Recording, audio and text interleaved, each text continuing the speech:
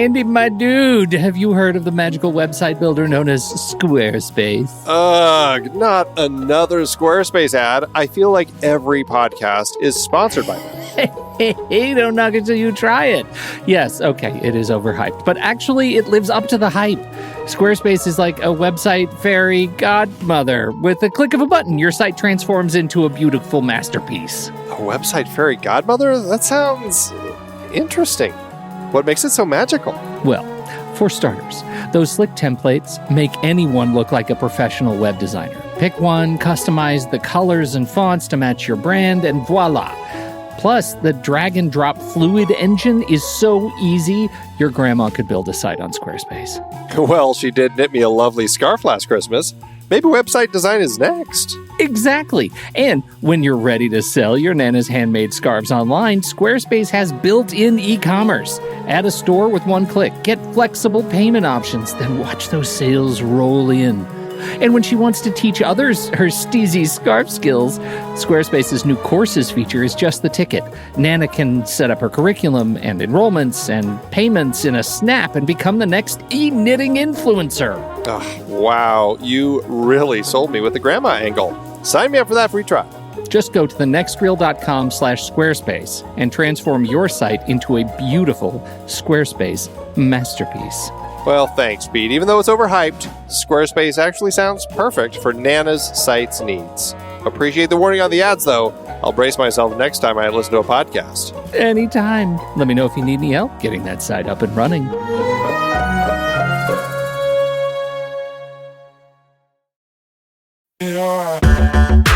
Andy, can you believe we've almost hit 700 episodes of The Next Reel?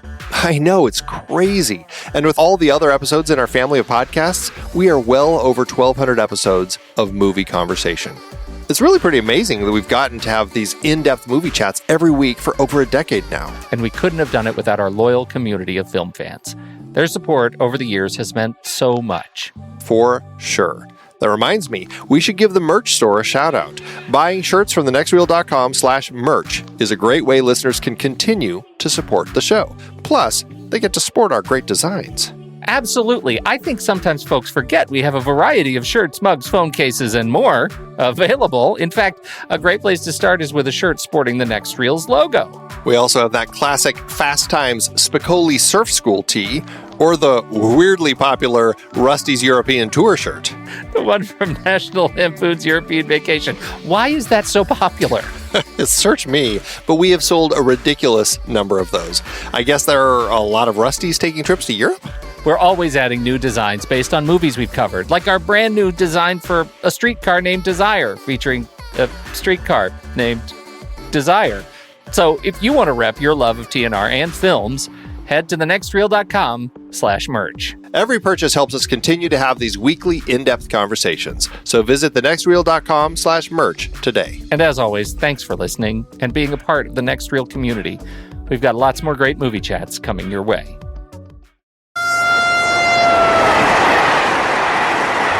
La Tour Eiffel, entièrement faite avec des allumettes, 346 422 exactement. C'est vous qui avez fait ça? C'est une de mes plus belles pièces. J'en tiens un. Comment est-il? Un champion du monde. I'm Pete Wright. And I'm Andy Nelson. Welcome to The Next Reel. When the movie ends, Our conversation begins. the dinner game is over. It's time to break out the matchsticks. Un dîner de cons. Vous ne connaissez peut-être pas le principe. Chaque invité amène un con. Oui, il est là, oui. Il a une belle tête de vainqueur. Qu'on ait 20 ans, qu'on soit grand-père, quand on est con. Il s'appelle Juste Leblanc. Ah bon, il n'a pas de prénom? Je viens de vous le dire, Juste Leblanc. Leblanc, c'est son nom, et c'est Juste son prénom. Monsieur Pignon, votre prénom à vous, c'est François, c'est juste? Oui. Eh bien, lui, c'est pareil, c'est juste. Quand on est con, on est con. On a assez perdu de temps comme ça. Would you be the matchstick guy or the boomerang guy? Well, considering my heritage, I'd probably be the boomerang guy. You would be the boomerang guy. Of course Yes. you would. I will say, as guy. the boomerang guy, my experience with boomerangs is I've never been able to throw one that even curves. They always basically go straight, and I don't know what I'm doing wrong. Yeah, no, that's me too. Mm-hmm. No, I think it stinks.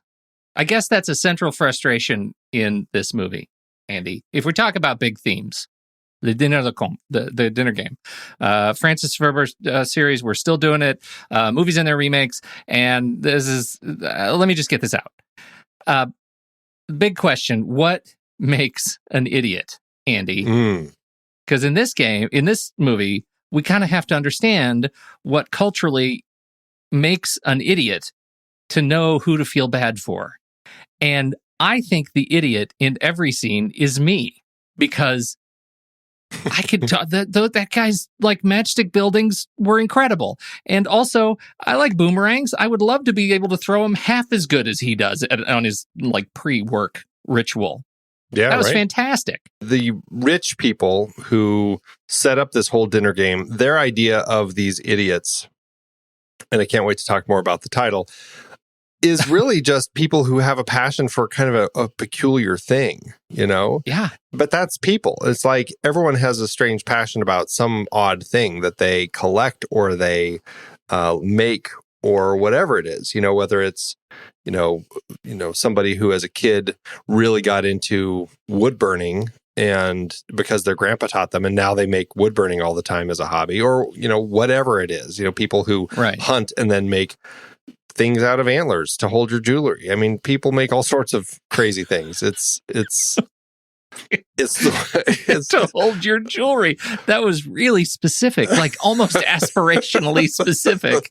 And maybe it holds your jewelry, and maybe it in and of itself is bejeweled in some sort of fanciful way. And maybe it tells the story of Alice in Wonderland. I don't know, but maybe that's your thing. But maybe it does. Maybe it does. And nowadays, I mean, geez, look at all the people who make videos completely as a hobby just to put on YouTube, to whether it's film criticism or video game walkthroughs.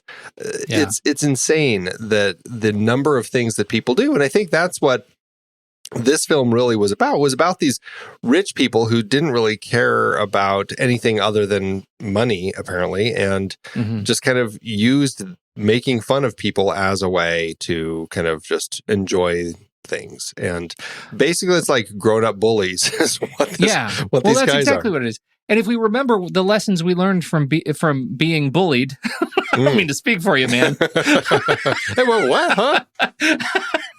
But if we remember the stories from our schoolyard bullies, bullying comes from a place of great insecurity, and that I think is very much what this movie is talking about. Right? It's what happens when confronted with compassion and loss to the people who are bullies and don't know what to do with themselves, when they are alone, when they're out of control, when they don't have the resources that they normally count on, like wealth and power and the power of influence.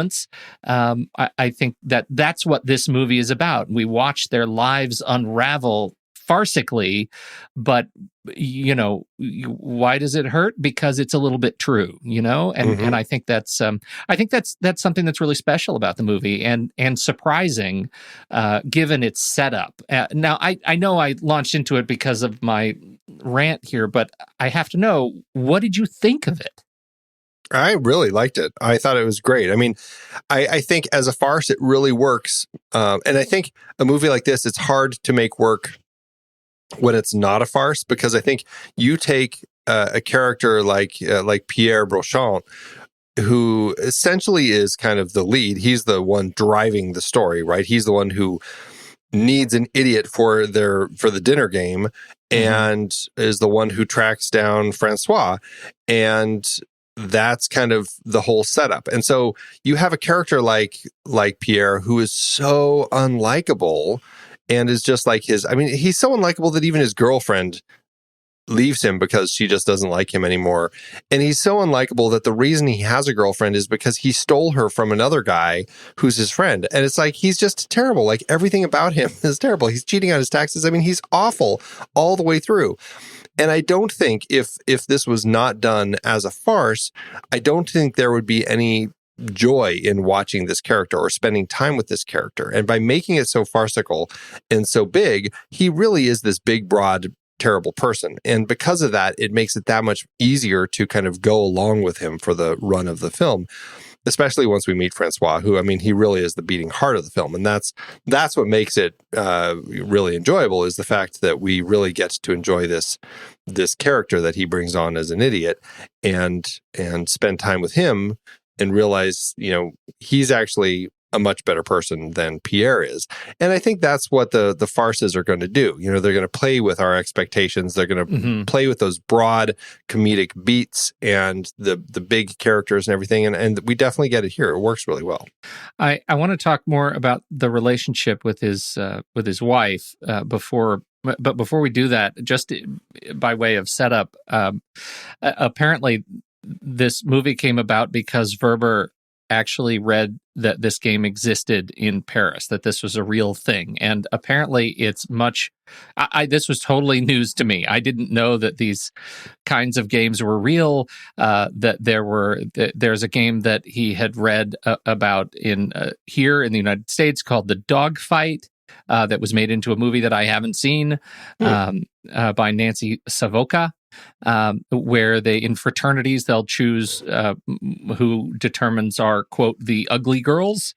They don't understand why a handsome man is inviting her to a party, and then they bring her in, and it's essentially the Carrie story, right? They bring in somebody who's confused about why they're being invited into a hard-to-get social sector, and then they're made fun of.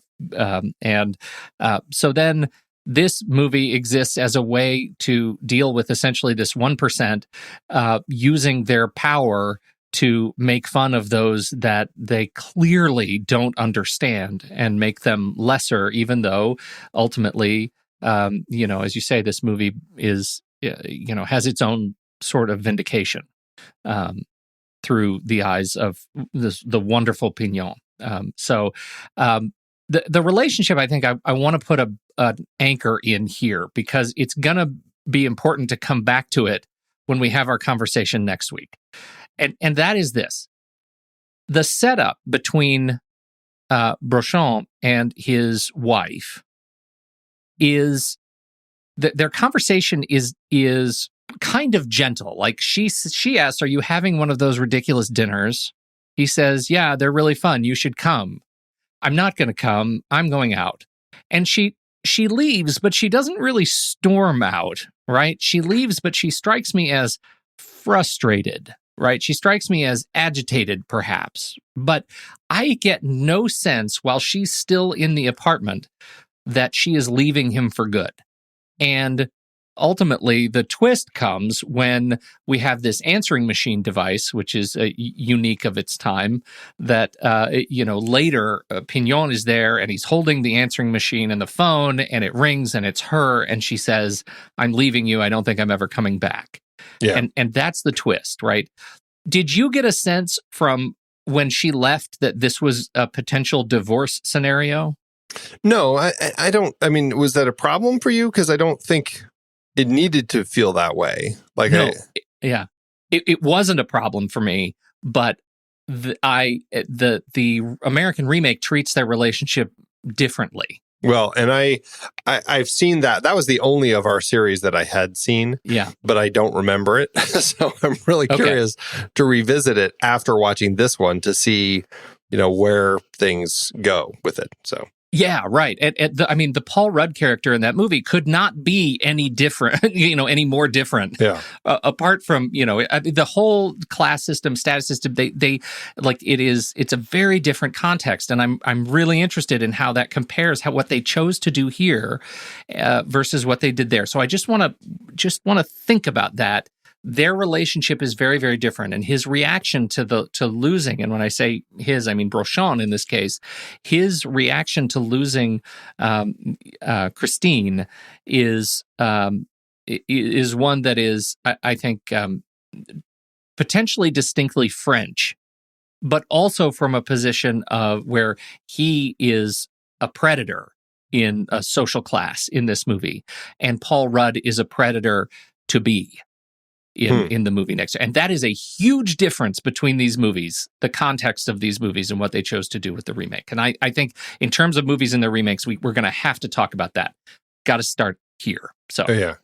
Well, I definitely am looking forward to that. And it's interesting that the way that they do construct his character, because, well, I mean, he just seems so terrible, right? I mean, he seems okay when he's with his girlfriend, although is she a wife? Because she is a wife. She's wife. Yeah, they're married. Because, I mean, he has a mistress. He stole his wife from his friend. He's cheating on his taxes. Like, as the film progresses, we just learn more and more about this guy that, I mean, maybe it feels decidedly French. As I brought up last week, the French farce generally dealt with affairs. It's a pretty common story element to have. And so I'm like, well, maybe it's not that much of a surprise that he has a mistress in this particular film, and that's just the another element that is kind of just a common expectation. I think that it works. And again, it makes him look really bad, but it also makes him look like, he's kind of like this king of just jerkiness, right? I mean, he's bragging about all of the stuff, all of his accomplishments, when he's golfing and stuff. He just seems like he seems like a big old jerk. He does seem like a big old jerk. Well put. He's the word, but he's also very cool, and he trucks in incredibly cool things. And his apartment is super romantic and royal and beautiful, and so like he has all the trappings of being awesome. Mm-hmm. Right? He's the French late 90s ultimate sort of bro executive, and he's a publisher, and he is also, as you said, he's a predator, and you don't know that until the movie sort of unravels, and it unravels thanks to the I struggle to call it like idiocy of his mark, right? In this case, it was Jacques Villeret as Francois Pignon, and he's amazing. He's amazing to watch because he is a guy that I almost immediately fell for. Like, I know this guy. Like, I know his sort of awkwardness. This guy lives inside me a little bit, right? I mean, it's a deeply personable kind of character. And it is through his unwitting sort of attempts at trying to be helpful that Brochant's life falls apart, and therein lies the farce. Yeah, exactly. I mean, everything that happens to him really happens to him because he's such a jerk, right? Yeah, I mean, that's really how things go. I mean, it's all like comeuppance. Like, he's playing golf, he throws his back out, and everything is just kind of trickle down from there as it gets worse and worse. He goes home, his wife leaves him, or she leaves, and then later leaves him when he's having this guy over, and it just kind of piles on it. And that's, I think, a great way to really allow the comedy to build smartly by Weber, as he's kind of building all of these elements by forcing these two to have to be together, really. Like, Pignon wants to help Brochant out and wants to make sure that he's okay, and Brochant needs the help because he can't move, and it ends up playing really well as everything kind of continues, and the phone rings, and he has to make these calls, and he does this whole thing as the Belgian filmmaker, and it really worked, I think, very effectively in kind of creating this farce and allowing the comedy to come out of this painful situation.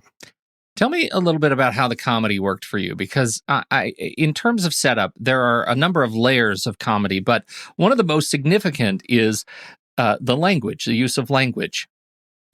And these turns of phrase that make sense when you hear them in French. And I'm wondering if you felt like you were missing out, or if it just was enough to wash over you that that enough other comedy made sense that you didn't care so much about the language. Or did you get it with the language? Because there are some that just sort of make sense, right? The sort of transliteration. I mean, I guess I don't know. I mean, you'd have to give me a specific example. Since I don't speak French, I don't know if there was anything that was said that hit me. Well, I'll tell you, because I was just relying on translation. There are gags in there about like the mistaken identities. A number of the mistaken identities are mistaken because of, and in terms of the sort of intimate, like vaudeville, these classic sort of vaudeville gags are in name recognition, right? When he says, "You've got to meet we've got to call my friend. His name is Juste Leblanc," right? Mm-hmm. But Pignon is sitting there and he says, Juste Leblanc. What is his first name, right? Mm-hmm. Because Juste has other meanings in French. One of them is fair, right? Equitable. And that we're having this conversation between these two guys where their relationship is anything but fair or equitable, and they're having an argument over a first name that this guy does not understand is not fair, is an element of comedy in their conversation and frustration. I think that's funny. Like I found myself laughing at that bit. The other one that's played a little bit more directly toward the mistaken identity was Marlene Saussure. And Saussure is her last name, Sasseur, but in French, sa sœur means that sister, right? Like that sister is he thought he was talking to the sister. Yeah, that's my sister. But he unwittingly again reveals that the wife has just left Monsieur Brochon, and he is really struggling, and that means that this woman now thinks, oh my gosh, the door is open, I'm going to go get with this guy. All because of the Saussure gag. These little things, I think Weber actually writes very well for this sort of farce. And I think he directs it very well for this sort of farce. I found myself right in with it. I wanted more of it, and I wanted to understand more of it. I found myself like, I thought it was great. Yeah, I agree. And the that sister joke, that was in the subtitles, and so I kind of got that one, as it kind of read. As far as the juste, like, I can't remember how that came across in the subtitles, but I don't recall it being as funny, perhaps because I did lose that. Yeah, the actual it was in quotes. Language, I think. I mean, they kept saying "juste" is just quotes, and I think it flushed some of the humor. Yeah. And, that's always going to be the danger in this sort of comedy when you have that. I mean, it's even in the title, right? I mean, Le Dîner de Cons, which is, there was a great article that The Guardian put out when they were reviewing this film, and they spend several paragraphs talking about it and how, here, let me just read this little bit. The subtitles for this movie try variously fool, idiot, and a-hole. Not entirely evasions these by any means, but neither do they come to the point. And I think, he says, where's the other thing here? He says, he's talking about Sartre and how in Waiting for Godot, Beckett's English version has the line, and I don't know how to say this, les gens sont les cons, rendered as people are bloody, ignorant apes, which I guess they said. But then there's also a C word, I will just say. I guess we can just call it the old see you next Tuesday, which I think is funny because I didn't even realize that joke came from that word. Yeah. I was like, oh, so that's why that's it. John Landis uses it in all of his films, because he thinks it's a funny joke. Yeah. So anyway, it says, but that's not quite right either. It's direct aggression for so many. The terminus of the insult line does not generally convey the distinctively comic sense of con and the sense in which it is used in Le Dîner de Cons. Here it is the tone of exasperation, of despair, of abject and impotent complaint that people can be so stupid, together with an outraged suspicion that their stupidity must have an element of semi-intentional malevolence for which simple, rational decency demands a rebuke. So I think that's, it's amazing that word allows for like such depth and different ways to kind of just see it. And I think that's the danger of doing some remakes in different languages with films like this, that it's hard to necessarily fully translate that. And I mean, I don't think I lost a lot of laughs from some of those other lines, but it's definitely a language movie. And it's like trying to, imagine trying to put subtitles on Woody Allen or other, writers who are very specific in the language they write in, and how complicated it is to translate some of those plays on words. Yeah, I remember when I watched this with an old French teacher and who'd lived in France for many years, and I did not live in France for long enough to really internalize, the slang. But one of the notes that he gave me about this was that word in particular. If you are French, native French, or have spent a long time there and you get it and you hear how people talk to one another. I mean, I remember like hearing it and using it on the beach in my study abroad time. And it was just kind of, you start naturalizing to it. And the only literal translation, that's the only thing I was capable of, is literal translation is just a-hole. Like that's what it is. But for the French, that word almost immediately sort of transcends the boob, right? The sort of nabob, and directly applies to both men in this movie equally. And I think that is the real gift of that word in particular, that bit of slang, that who it's talking about. It's talking about all of them. One of them, it's the gentle boob who's just trying to make do in the world. The other is a guy who truly is an a-hole and he's taking advantage. Right. And the word sort of applies equally. But I think that's fascinating. It'll be an interesting conversation to continue next week when we look at Dinner for Schmucks and how that translation and that word choice, what it does in context of that film. It's opinionated. Yeah. Yeah. I wanted to talk a little bit about the adaptation of his play, because this movie, I think, is a solid presentation, certainly. Which, I don't know when it first started as a play, but did you find when 93? it was? 93? Okay, I'm going to say 93? Early 90s, yeah. Yep, early 90s. And it was a successful play. I think that's where Jacques Villeret started in, right? Yeah, he owned the role. He played it 600 times. So, I mean, that speaks to a lot about why he works so well in the role. And I think that speaks a lot to why this film is so taut. I mean, it just feels from beginning to end like there's just no fat, even when we're not in the one act play portion of it, which is Brechon's house, when we're kind of with him on the golf course, or meeting some of these other schmucks, or when his idiot finder bumps into Pignon on the train. There are these different elements that we have, but it always is just an incredibly tight just run, the way that it's constructed. And that's something that really struck me with how well it came across, this translation from the stage to this. It was just incredibly just well constructed and moved brilliantly.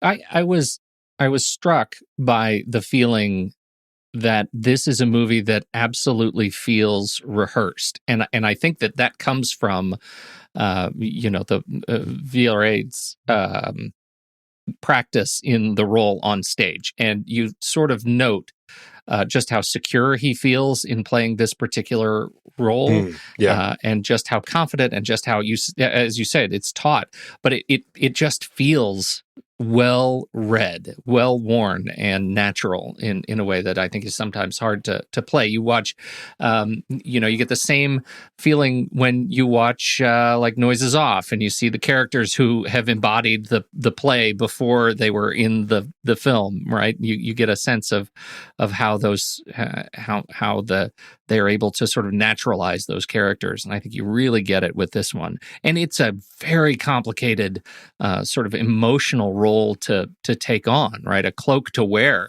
where you have to sort of be this innocent, this sort of victim, and in control at the same time. I think that's it's very challenging. And Jacques is a stalwart in French comedy. I mean, he's a very well-known actor over there, and incredibly popular.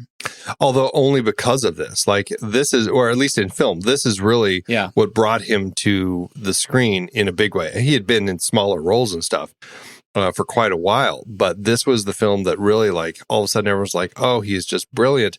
And sadly, he only lived, I think, like 7 years after this, and then he ended up dying shortly after, and which was sad. It's I read one, I can't find the tab, but it was it's the French comedic Hamlet role, right? Like, if you're going to play the dinner game, this is a role to play. Yeah, as you're coming up. Right. Yeah, definitely. I had this memory of the film that we spent a lot of time at the dinner. Like, I have these memories, these like flashes of the other guests. And I thought, well, surely I'm going to go and watch this movie, and most of the movie is going to take place at the dinner. And I guess I just can't remember a lot of the specific gags. Oh, well, I guess I'll sit down to watch it. I think there were, I mean, if you can count in seconds, that's generous in terms of time at the dinner. Like, really, we get flashes of what's going on at the dinner, some cutaways during a phone call. But most of the movie doesn't take place at the dinner at all, right? It's just in their house as they're either trying to get to the dinner or as the world falls apart around them. What do you think it would have been like to be at the dinner? Did you have any expectation that you would go to the dinner in a movie called The Dinner Game? I did. I mean, I absolutely did. And perhaps that's because of Dinner for Schmucks. But again, my memory of that isn't that great. And so I'm like, do we go to the dinner in that film? Because in my head, I thought we do, but maybe we don't. So now I just don't know. So now I'm actually, as much as my memory serves, I didn't care for it that much. I am curious to revisit it because I'm like, I wonder if they actually did that where they, and we talked about this a bit last week, how The Birdcage was kind of such a direct remake of La Cage aux Folles. Mm-hmm. And that was kind of an older way of doing remakes, and how remakes nowadays have really come with this whole notion of kind of throwing a twist in, doing something different and telling the story in kind of a slightly different way, whatever it is going to be. And so now I'm curious to see, is Dinner for Schmucks going to be a direct remake of The Dinner Game, or is it going to be something where they throw some twists in, like we have more time at the dinner, we spend more time before, outside of all of this with these characters to get to know them. Like, where are they going to add the fat to kind of do that? So I'm curious to see what happens with that one. We do get some interesting things that I think are unique to the film, visual tricks and things. And you made a note that I just spaced making, but I remarked on it while I was watching it, which is that of our introduction to the tax inspector. What a great character. And it's not quite the introduction, but it's when he's heading over to Brochant's house. And I think this is the point where he and it's interesting how when he brings Just over, we had learned that Just was, the man who Brochant stole his Christine from, and now he is married to Christine, and he's concerned that Christine went back to Just, but he didn't. But Just and he are still friends, and Just comes over to help him out. Very odd the way that all works out. I'm like, that's an interesting friendship right there. Yeah. But I when they realize, that a tax inspector is coming over to his house, and they basically go into panic mode and start hiding everything because he's been cheating on his taxes for years. And so he's hiding all of his paintings, and he's basically hiding everything. And we get this cutaway to the tax inspector, just hilariously played by Daniel Prevost, as he's like driving over. And the music, great comedy music in this film. It has like this little hint of the Jaws theme, the way that he's like charging over there, like hunting. And then we go into the car, and it even cuts to a shot of the tax inspector as he turns and looks directly into the lens in like this threatening way, like he is this shark out to hunt these guys. I was like, that was a great, clever comedy direction moment by Weber that we had here. I think so too. It took me right out of the film in just the right way. Yeah. That just let me remind you, with a sledgehammer to the head, exactly what you're in for it right now. We're gonna have some fun, and I think it was beautiful, and it pays off so wonderfully. In terms of stacking of chaos in this movie, I think it starts out with this sort of gentle nod to chaos, and then the wife leaves, and then we find out she's not coming back, and then he's the back thing gets worse, not better, and they have all sorts of problems with the doctor, and they have problems with the sister. And then the tax inspector comes over and starts sort of sniffing at all of the holes on the wall where the paintings came down, and you see the disruption of dust on the tables where knickknacks have been taken away, only to see that quintessential comedy moment when he opens the wrong door looking for the bathroom and priceless paintings and doodads just pour out of this room. It's just our room of totally cheap and nonsense things. Don't worry. And then, don't worry, you're going to be audited. You'll be hearing from me right after discovering that now his wife is having an affair. Right. It's just that stacking of chaos, I think, is done really expertly in this movie. Yeah, it does. It just kind of flows from piece to piece. And that's where I think Weber really shines, is finding ways to make the comedy in these moments keep building. And I think it works really well in the dinner, in La Cage aux Folles, and it works really well throughout this film, which is essentially this big dinner as things kind of continue happening. And, whether it's Pignon telling the woman outside, mistaking the wife for the girlfriend and how everything's okay now, or it just kind of continues, like everything keeps going. And I think that's what makes it so funny, is it does keep building. And I think Weber is pretty expert with that. Yeah. The climax of the film, the two sit down to dinner, or they sit down to snack, I guess, in the apartment. Pignon has just made a valiant effort to reach out to Christine and say, you know what, this guy, he was a jerk, but I've seen him pour his heart out for you, and you ought to give him a chance. And she says, I'll think about it, and it's great. Hangs up the phone. Brochon is now deeply moved at this, the only time that Pignon has been able to hold his tongue on the phone throughout the last hour and a half that we've been with him. And they sit down gently to dinner, and it's like it sort of resolves. And Brochon says, you know what, next time you'll take me to dinner, I'll be the idiot, right? Mm-hmm. And that you feel like it's going to just take off. And my first thought is that enough? Is that enough vindication for him? And then the phone rings. Yeah, right. It's great because, here's the thing. If it ended that way, I would have been like, boy, it got a little treacly.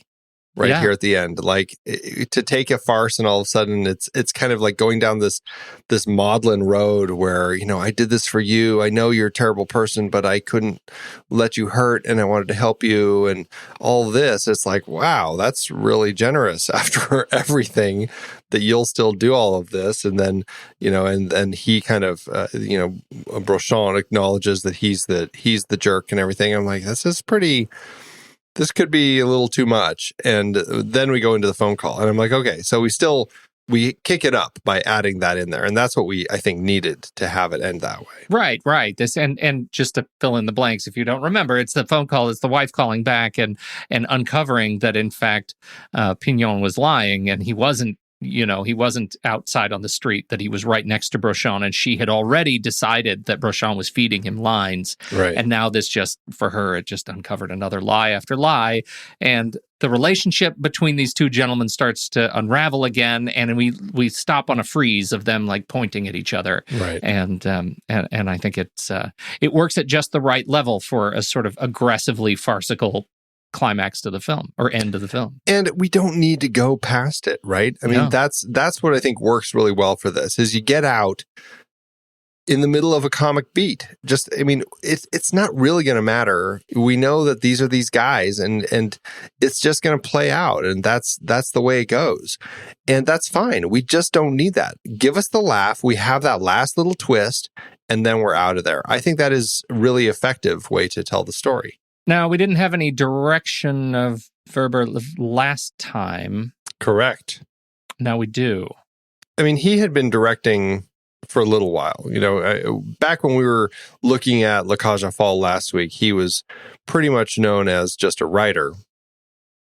And, but I mean, a very prolific writer. He had done a lot of films and he had done plays and a variety of different things.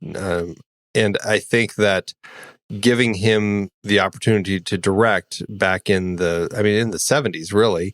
He started before La Cage aux Folles with The Toy, which was remade with Richard Pryor.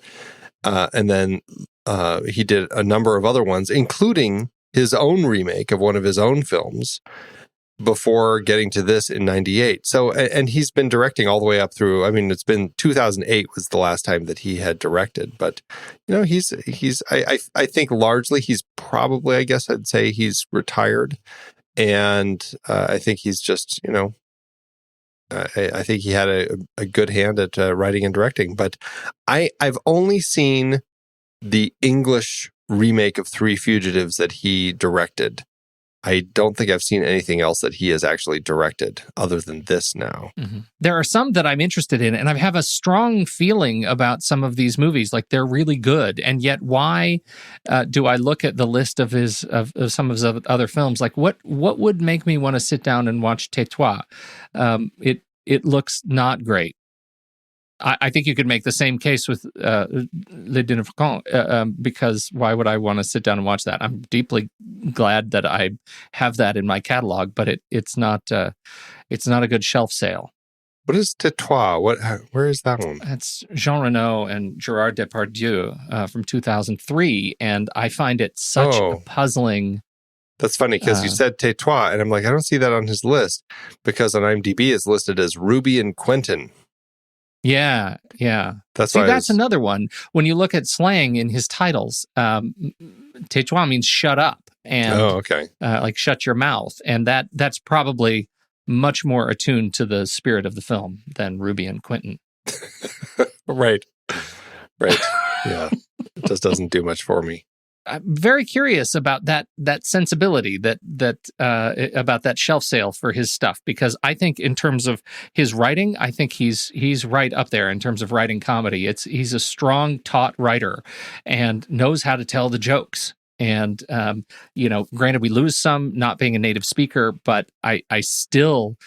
I have no problem with the physical comedy. I have no problem with the situational comedy that he brings to the table. It feels like it is telling a complex cultural relationship in the eyes of otherwise, simple gaffes. And I think I think it's great. Well, and clearly, writing and directing, just the way that he tells his stories and the way that he constructs them, I think that there's a lot to be said for why so many filmmakers want to kind of take his stories and do their own versions of them in English, right? I think that there's a big thing about, why Ivan Reitman chose to direct a remake, Jay Roach, why these different people come on board to take on. Going all the way back to like Richard Donner doing The Toy, and who was it who did Buddy Buddy? It was Billy Wilder. Yeah, Billy Wilder. Yeah. Right. So a lot of big names were drawn to the way that he would tell stories. So we'll talk more about that next week. But I definitely think that there's something to be said for just a Francis Veber French comedy. And now, The Man with One Red Shoe, that's very much a guilty pleasure of mine. I haven't put it on our guilty pleasure list because I was torn if we were going to end up putting it on this list. I think Well, it's interesting because we can. I just want to bring this up real quick. We looked at a lot of these other options for Francis Veber to do on this Francis Veber and His Remakes series, but unfortunately, a lot of the French versions of these movies are not it's not easily available over here in the States, and so it was really disappointing because I've never seen The Tall Blonde Man with One Black Shoe that The Man with One Red Shoe was based on. Like a lot of these, I've never seen the French version of. I've only seen the kind of rougher English versions, and it's just you can't find those French versions, and it's very frustrating. I think The Toy was on our list, but we couldn't track down the French version of that. And so, do you find yourself more intrigued to explore the French versions, to track down those French versions now that we've played with these two? I definitely want to. I mean, I feel like I'd rather just go through and watch all of the French versions of all the films, not necessarily the English remakes, but I'm really curious about what his stories were in French and to see kind of why they were so attractive for Hollywood filmmakers to jump on board and do some remakes of. Me too. I think going forward, I'd be much more interested to just do a series on his works and not bother with the remakes anymore. It's except for The Man with One Red Shoe. But eventually we'll talk about that one because that will end up in a Guilty Pleasure series at some point. It will be mine. Oh, yes. It will be mine. All right. Oh, man. Yes. Anybody else in the cast you wanted to make sure we point out? I think we talked about everyone. Yeah, I mean, we didn't mention, I don't even know how to say the actor's name who played Pierre Brochon. That looks like a very French name. It's very French, and I can't. I mean, Thierry Lhermitte, yeah. Something like that. It's like missing an apostrophe, right? It feels like there should be an apostrophe in there somewhere. Right. But I think he was great as Pierre Brochon. Like, he carried that arrogance brilliantly in the film. Yeah. And him and Jacques Villeret paired together. I thought that was just really nice. The rest of them, I mean, Daniel Provost as the tax inspector, I mean, he was just flat out great. And Catherine Fraught as Marlene, I really thought she did a great job too. Like, I think all of them really carried their roles pretty well. Alexandra Vandernoot as Christine, I thought she was fine. I mean, she unfortunately is kind of just the serious the wife who's just put out, and so she doesn't have a lot of parts. Yeah, she's gone so heavy quickly. Things. Yeah, but I think we see her 3 times in the film. And I think she does a fine job. So I think that they all. I want to ask you something about Brochon because we mentioned Gérard Depardieu in the 2003 Tais-toi, but Depardieu has been working with and in the films of Weber for years. I mean, since Le Chèvre in 1981. I think that's the first one. And so he's been in, I think, 1, 2, 3, 4, what is that, 5 films. And he was actually considered for the role of Brochon. In terms of our armchair recasting efforts, can you see him? I mean, yes, I can. This would be 1998 Depardieu. Okay. Now I need to. That's so Green this is Card-ish. like Green Card was Cyrano? early 90s. Cyrano is later 90s. Yeah. Okay. I feel like my read of Depardieu from American films is generally he's a nicer guy, and the thing I think that came across for me with Thierry Lhermitte is that he just reeked of arrogance, and I don't know if he's just acting that or if he just kind of carries some of that in his suave and debonair style. I don't know, but I think that he had a natural fit for the role. Well, I got it for you because it's The Man in the Iron Mask. That is the year. Same year. Okay. Gotcha. So suddenly I can see it. As I look through, I just scroll through. But again, he just seems too nice. He seems too nice. But you can't think of Green Card Depardieu, right? You got to think of swashbuckling with a sword. Like, I'm a cool guy. I'm Porthos. Yeah, but he's lover. He was the lover. He was always like, with all the women. You don't think this dude is the lover, Pierre Brochon? He's the lover, but he's the arrogant guy who doesn't care about like anything else. Like, I don't know. I just don't see that. I'm not defending him. Believe me, I'm being painted into a corner here. All right. The other this guy feels like a politician. Yes, that is. I buy that. That's Yes. it. All right. We already talked about Francis Huster as Just Leblanc, which was he's terrific. I love how he can't stop laughing at the pain of his friend. Yeah. Anyway, camera Luciano Tovoli. I think it worked well. It was. I mean, I don't think there was anything very flashy, and I think in comedy like this, you want to keep it.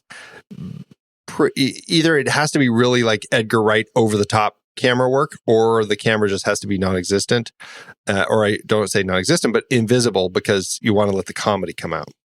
Yeah. And so I think it was the latter, which was fine. He's got 86 credits. He's done a lot of stuff. Busy guy, and still sounds like still grinding up through shorts in 2017, 2019. Still around. Really? Yeah. Wow. Nice body of work. I did mention the music. Vladimir Kozma does the music, and I think that sometimes comedy music can be really difficult because there's this level of kind of just kind of fun and silliness that needs to come through, and it works really well here. Like when I mentioned that faux Jaws theme that plays a little bit when the tax inspector is coming over, just allowing for moments like that to pop up in it just gives the humor that little oomph that it needs to just become that much greater. And so I think that he worked really effectively writing the music for this film. I do too. I think it was charming and fun and just sort of frivolous in all the right way. And it's, I don't know that I can place any singular theme in my head right now. That didn't feel necessarily iconic. Well, but I was humming it when the movie ended. Oh, were you? Yeah, because it ends on the theme and you're playing it, and so I'm like, okay, so I walked around humming it for like a half hour. Yeah, I mean, it left me then, but I mean, he's a composer. He's been working with and on Weber projects since the early beginnings. I mean, he did Tall Blonde Man with One Black Shoe in 1972. Yeah. So he has a sense of the comedy, I think. Did you line up all the sequels, remakes, beyond the one we're talking about? It sounds like there's quite a list. Yeah, I mean, obviously, the Dinner for Schmucks is an adaptation of the story. But beyond that, I mean, there was, I think, looking at the play, I mean, obviously, it came from a play. Then an English version of the play was created a few years after this. And that was actually titled See You Next Tuesday. So there you go. You get that right in the title. There's a Hindi version called Beja Fry that came out in 2007, a Kannada movie, which is Indian. It's the Dravidian language. So there was a Hindi and a Kannada version of it in 2008. There was obviously Dinner for Schmucks. We'll be talking about that next week. That came out in 2010. A Chinese remake in a stage show in 2010 also. A Malayalam movie in 2010. There was a movie in Prague made shortly after that. And then there was another version and a Greek version of the play in 2016. So just like version after version keep coming out. And it just, it's interesting to see that. I think it speaks to why Weber's comedy, it's a broad style of comedy that I think attracts people and people want to keep retelling the stories. Did they want to keep retelling the stories and take away all of the awards from this movie, or does this get to keep the credit? It gets some awards. Yeah, 5 wins, 4 other nominations at the César Awards, which are the French Oscars. It was nominated for 6. And it won 3 of those. Jacques Villeret won for Best Actor. Daniel Prevost for our tax inspector, he won Best Supporting Actor. Francis Veber won Best... It's interesting. The Screenplay Award is Screenplay Original or Adaptation. I guess they just lump it all in with one. He won for that. Catherine Frott was nominated for Best Supporting Actress, but she lost to Dominique Blanc in Those Who Love Me Can Take the Train. Likewise, Weber was nominated for Best Director, but lost to Patrice Chéreau for the same film. And the film itself was nominated for Best Film, but lost to The Dream Life of Angels, which is a film I know I've seen, but I don't remember anything about it. So, it fared well for a comedy. Well, then for a comedy, how did it hold up at the box office? Well, this first adaptation of Weber's play cost 12.5 million euros, or $14.5 million to make. That is about 22.8 million in today's dollars. The movie premiered in France April 15th, 1998, and became the highest grossing French film in France that year, and was the second highest grossing film overall, just behind Titanic. Here in the States, the film was released July 9th, 1999 in a limited theatrical release opposite American Pie, Arlington Road, and Genghis Blues. It earned just over $4 million domestically, just over $53 million in France, and $8.2 million in the rest of the world, giving it a grand total of $102.7 million in today's dollars. It was a great success with an adjusted profit per finished minute of almost $1 million. Another great turnout for Weber's adaptations. That's fantastic. And isn't it even more fantastic that a movie like this would open opposite American Pie? Yes, right. How funny is that? Well, sadly, I saw American Pie in theaters at Arlington Road. I did not see this. I really wish that I saw this in theaters. Truly. I can imagine it would be a great Oh, it'd be a great watch. It'd be a great watch. For all those who love to read their movies, we salute you. Well, this was a great watch, Andy. I'm glad certainly glad we've checked it off our list and your list, and glad to have talked about it. Now we have to go to the mat. Yes, we do. Head over to flickchart.com/the next reel. You'll see all of the movies that we have talked about on this very show. And if you swipe over in your show notes and tap the word Flickchart, it will take you straight to this movie where you can add it to your list and see how it stacks up against ours. First up, The Dinner Game or In Darkness. I actually came up against this one too, and I said The Dinner Game. I will definitely say The Dinner Game. It's there's something joyful about this one that In Darkness doesn't bring. There was less joy. It does. I mean, there's happiness in the end. Yes. The Dinner Game or Do the Right Thing. I think I'm going to have to go with Spike, but in a surprise move, I could be swayed. Yeah, I got to say Spike, but The Dinner Game, I'd put it on first. There's just a lot of easy laughs with that one. Yeah. Do the Right Thing is it's a tougher film, but I think it's the better film. Okay. The Dinner Game or Targets. The Dinner Game. Wow. I'll say The Dinner Game as well. The Dinner Game or Judo. Oh. Curse us in our exceptional list of prior films. That's right. I'm going to say The Dinner Game. Me too. The Dinner Game or Thank You for Smoking. Thank You for Smoking. Oh, yeah, got to say Francis. Thank You for Smoking. Sorry, Francis. The Dinner Game or Scarlet Street. I think I would put The Dinner Game on. I know it's Scarlet Street. What are you going to do? I'm going to say The Dinner Game also. I know. The Dinner Game or Ronin. Oh, nuts. I got to say Ronin. Really? Yeah. I did not see that coming. I'm going to say Ronin. Woof. That's a tough call. It really is. The Dinner Game or Planet of the Apes. You got to go with the apes.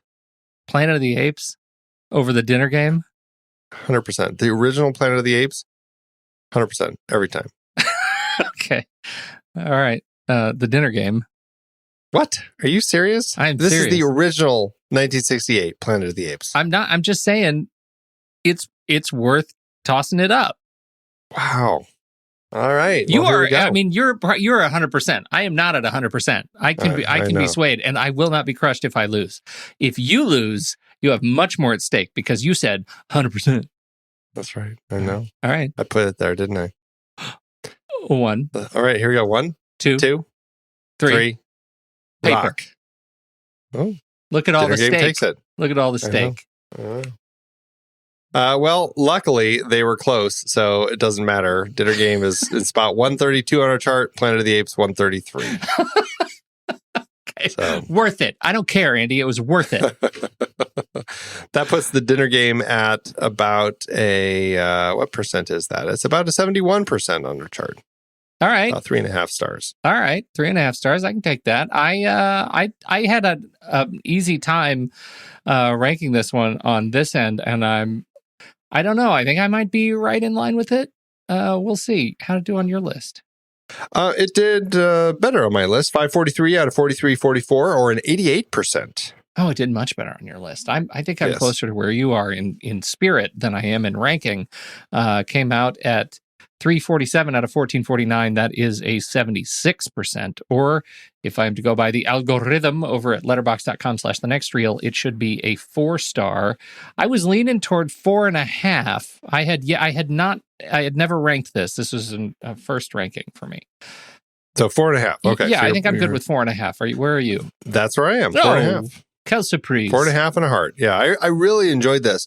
I find it hard to find many faults in it. I think that it was such a tight, well-constructed comedy. I mean, I'm tempted to push it all the way up, but I feel like, there were a few things in it. I'm like, I'm not quite 100% sold on it being quite that strong, but I'm very comfortable with 4.5. Yeah, I'm wondering what those things are because I can't think of them. And we just talked for an hour about this movie, and I can't remember any of the bad things. Well, see, this is why I don't like your, where did the stars fall? Because I'm like, I don't think that's always the case. Because I'm like, I just don't feel it's a 5-star film. And I think I'm okay with that. But I don't feel like any stars fell. I just don't think it was made at a 5-star level. Well, I'll tell you where it fell for me. I think now that I say that out loud, my one challenge with it was the end. I don't think it was as a committal of a committed end to the sort of to the buildup of the story that we just had. I wanted to see more at the end than that phone call and the freeze. I think that's where I shave off a star. And it was at the bitter end of the movie. So I can feel comfortable saying it was a 5-star film up to the very end. Well, there you have it. So we've already kind of dropped the lead on this. Where do we go from here? Yeah, we're going to be jumping to Jay Roach's remake of this film as Dinner for Schmucks from 2010. I remember not liking this when it came out, and I'm curious to revisit it now, especially having just watched this one to see how they compare. So it will be an interesting step back into that one. I already did it. Oh, okay. All I have to say is it's really American. Yeah. Well, I guess that's the limit of my commentary right now. Yeah. Well, I'm curious because I feel like there is a big step in how they do the remake as far as how they change the story up. So that's what I'm most curious about how the expansion happens, because my recollection is there was a lot more to the story. Yep. Well, it'll be a good talk. And until then, I think you know the drill, Andy. When the movie ends, our conversation begins.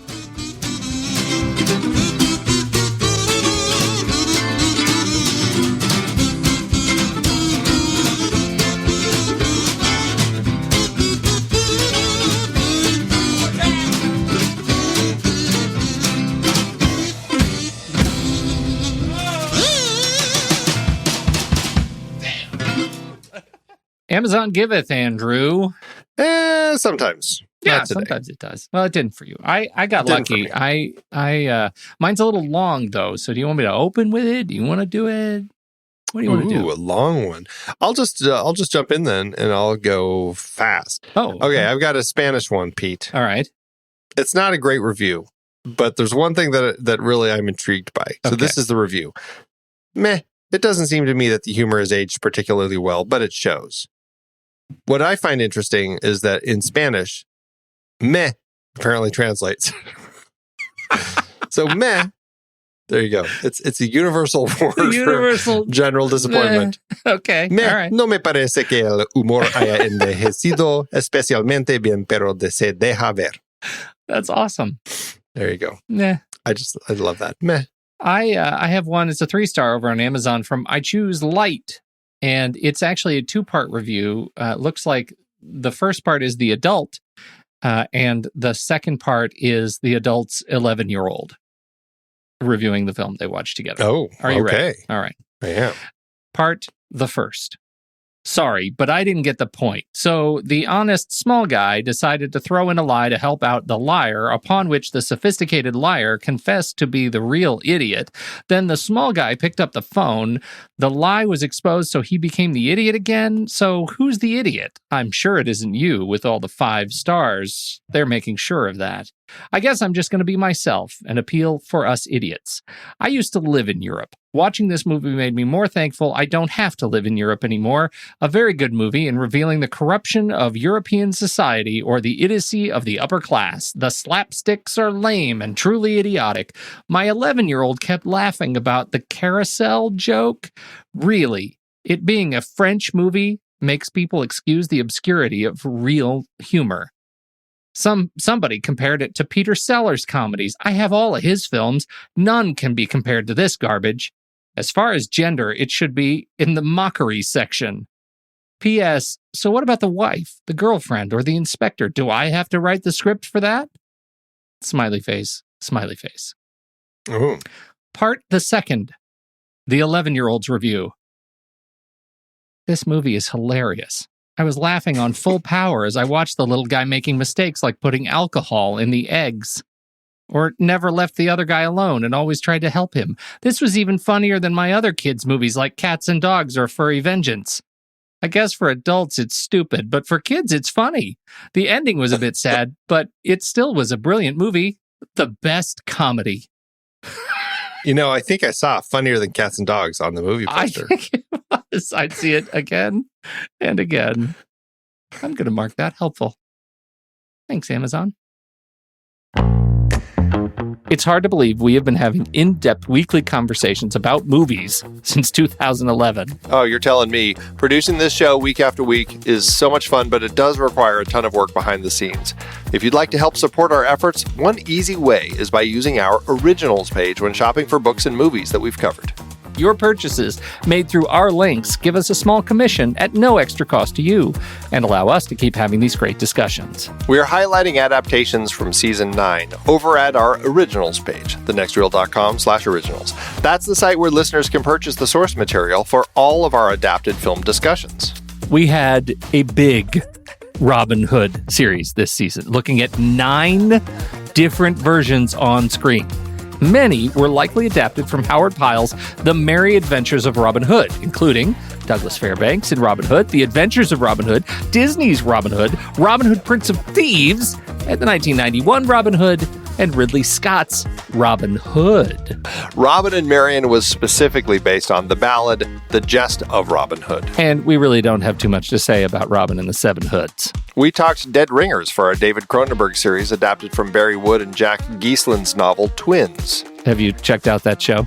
I haven't, but I've heard great things. 2 comedies from our Steve Martin series were adaptations, Pennies from Heaven from the BBC series, and The Lonely Guy from the book by Bruce J. Friedman. The Best Little Whorehouse in Texas was part of our Colin Higgins series, adapted from the Broadway musical. Spike Lee brought us Black Klansman from Ron Stallworth's memoir. And we looked at a trio of John le Carré adaptations, The Spy Who Came in from the Cold, The Little Drummer Girl, and Tinker Tailor Soldier Spy. Plus, all 3 movies in our Agnieszka Holland series were based on books, Europa, In Darkness, and Spore. La Cage aux Folles and its remake The Birdcage both came from Jean Poiret's original play. We also talked about Arsenic and Old Lace and Charade in our Cary Grant series. All of these were based on other material, and it is all available on our Originals page, thenextreel.com/originals. Every book purchased supports the podcast. Get the full list of adaptations we've covered and start your next read today at thenextreel.com/originals.